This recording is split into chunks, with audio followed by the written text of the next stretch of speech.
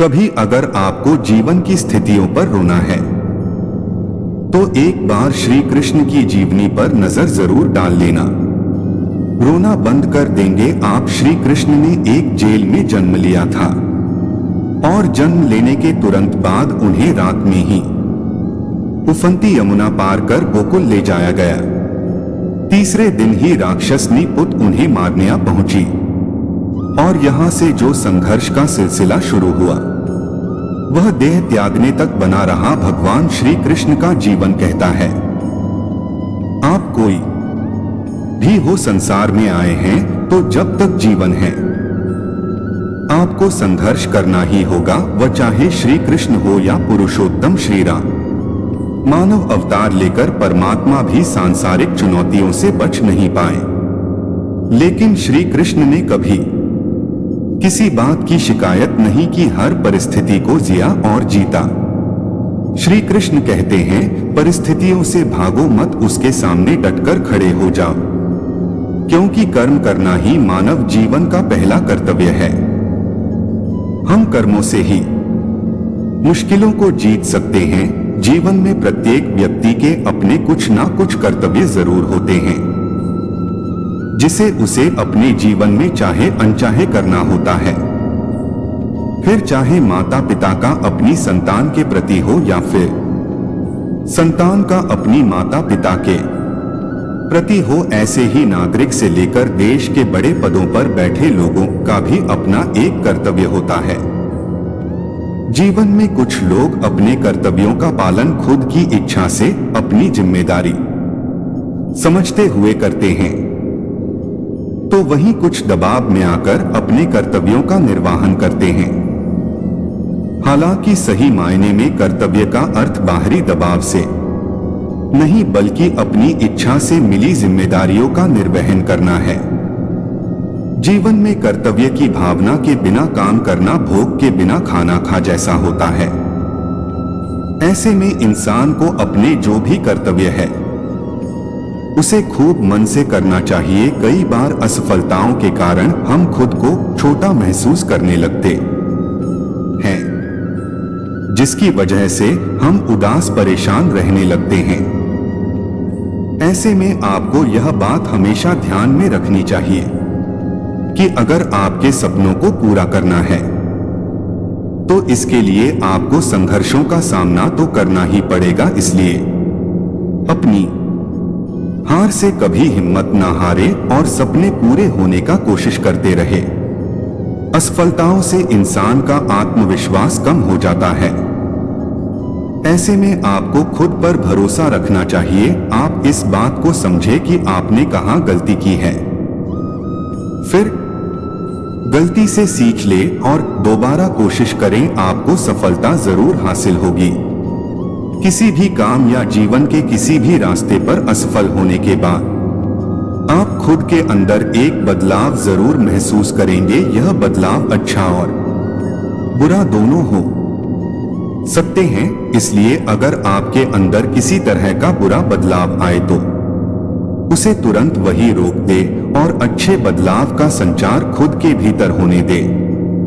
हार के बाद महसूस होने वाले यह बदलाव आपको जीवन में आने वाले और कठिन समय के लिए तैयार करते हैं। अगर आप वाकई एक सफल इंसान बनना चाहते हैं तो आपको इस बात का खास ध्यान रखना है कि आपको कभी पीछे मुड़कर नहीं देखना है। सिर्फ अपनी ठोकर और गलतियों से सीख ले और आगे बढ़े और साथ ही ईमानदारी का रास्ता कभी ना छोड़े। यह सच है कि जो लोग कभी भी हिम्मत नहीं हारते उन्हें सफलता जल्दी मिलती है।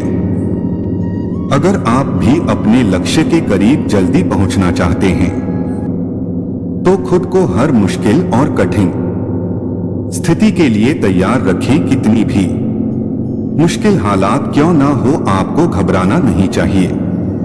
यह बात भी सत्य है, असफल होने के बाद मन में नकारात्मक विचार का आना आम बात है, लेकिन हमें इन विचारों को खुद पर हावी होने नहीं देना चाहिए। असफल होने के बाद भी जो लोग सकारात्मक सोच रखते हैं उन लोगों को सफलता जरूर मिलती है। लक्ष्य प्राप्ति के लिए सबसे जरूरी बात यह है कि आपका पूरा ध्यान खुद पर होना चाहिए। अक्सर लोग यह सोचने में समय बर्बाद कर देते हैं कि लोग क्या कहेंगे। कुछ लोगों को यह सोच इतनी परेशान कर देती है कि वह खुद पर ध्यान देना ही भूल जाते हैं। लोगों के बारे में सोचने से पहले आपको खुद के बारे में सोचना चाहिए और अपनी प्राथमिकताओं पर ध्यान देना चाहिए। आप जितना अपने बारे में सोचेंगे उतना अपने लक्ष्य के प्रति केंद्रित और समर्पित रहेंगे। सफलता के मार्ग पर व्यक्ति की गाड़ी तभी चल सकती है जब तक इसमें लगन एवं उत्साह का ईंधन होता है। लगन एवं उत्साह उत्पन्न होता है समर्पण एवं चाहत से। सफलता की पहला सूत्र यह है कि सफलता की ऐसी चाहत होनी चाहिए जैसे जीवन के लिए प्राण वायु की। यह सभी लोग जानते हैं कि समय अपनी चाल से चलता है, ना धीमा ना तेज। समय उनके लिए अच्छा चलता प्रतीत होता है जो समय के साथ चलते हैं और उनके लिए खराब चलता है जो समय से पीछे चलते हैं या तेज भागने की कोशिश करते हैं। जब तक समय प्रबंधन नहीं होता तब तक समय हमारे नियंत्रण के बाहर चलता रहेगा। समय ही जीवन की परिभाषा है क्योंकि समय से ही जीवन बनता है। समय का सदुपयोग करना जीवन का उपयोग करना है। समय का दुरुपयोग करना जीवन का नष्ट करना है। समय किसी की भी प्रतीक्षा नहीं करता, वह प्रतिक्षण मिनट घंटे दिन महीनों वर्षों के रूप में निरंतर अज्ञात दिशा को जाकर विलीन होता रहता है और फिर शून्य में विलीन हो जाती है। श्री कृष्ण कहते हैं समय बर्बाद मत करो क्योंकि समय से ही जीवन बना है। निसंदेह वक्त और सागर की लहरें किसी की प्रतीक्षा नहीं करती। हमारा कर्तव्य है कि हम समय का पूरा सदुपयोग करें। हम में से बहुत से लोग अपने समय का बहुत ही दुरुपयोग करते हैं, उसको व्यर्थ की बातों में नष्ट करते रहते हैं। आश्चर्य यह है कि समय ही ऐसा पदार्थ है जो एक निश्चित मात्रा में मनुष्य को मिलता है, लेकिन उतना ही अधिक अपव्यय भी होता है। हम में से कितने लोग ऐसा सोचते हैं कि हमारा कितना समय आवश्यक और उपयोगी कार्यों में लगता है और कितना व्यर्थ के कार्यों में, सैर सपाटे, मित्रों से गपसपा से, मनोरंजन, आलस्य आदि हम कितना समय नष्ट करते हैं। यदि इसका लेखा जोखा ले तो प्रतीत होगा कि अपने जीवन का बहुत ही बड़ा भाग्य व्यर्थ नष्ट कर डालते हैं। अगर 1 मिनट घंटे दिन का उपयोग हम करें तो कोई कारण नहीं कि हम जीवन में महान सफलताएं प्राप्त न कर पाए। समय की बर्बादी का सबसे पहला शत्रु है किसी काम को आगे के लिए टाल देना। आज नहीं कल करेंगे, इस कल के बहाने हमारा बहुत सा समय नष्ट हो जाता है। कल पर अपना कोई भी काम ना टाले, जिन्हें आज करना है उन्हें आज ही कर दे। स्मरण रखिए प्रत्येक काम का अवसर होता है और अवसर वही है जो वह काम आपके सामने पड़ा है। अवसर निकल जाने पर काम का महत्व भी समाप्त हो जाता है तथा बोझ भी बढ़ता जाता है।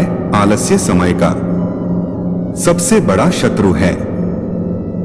यह कई रूपों में मनुष्य पर अपना अधिकार जमा लेता है और कई बार कुछ काम किया कि विश्राम के बहाने हम अपने समय को बर्बाद करने लगते हैं। थक जाने पर नींद के लिए विश्राम करना भी बुरा नहीं है। थकावट हो, नींद आए तो तुरंत सो जाइए, लेकिन आंखें खुलने के बाद अभी उठते हैं। कहते रहते हैं यही आलसी का मंत्र है, आंखें खुली कि तुरंत अपने काम में लग जाए, क्योंकि यही वह समय है जिसमें मनुष्य अपने जीवन का, अपने भाग्य का निर्माण कर सकता है। दोस्तों, इस वीडियो में बस इतना ही। मिलते हैं अगले वीडियो में। जय श्री कृष्णा।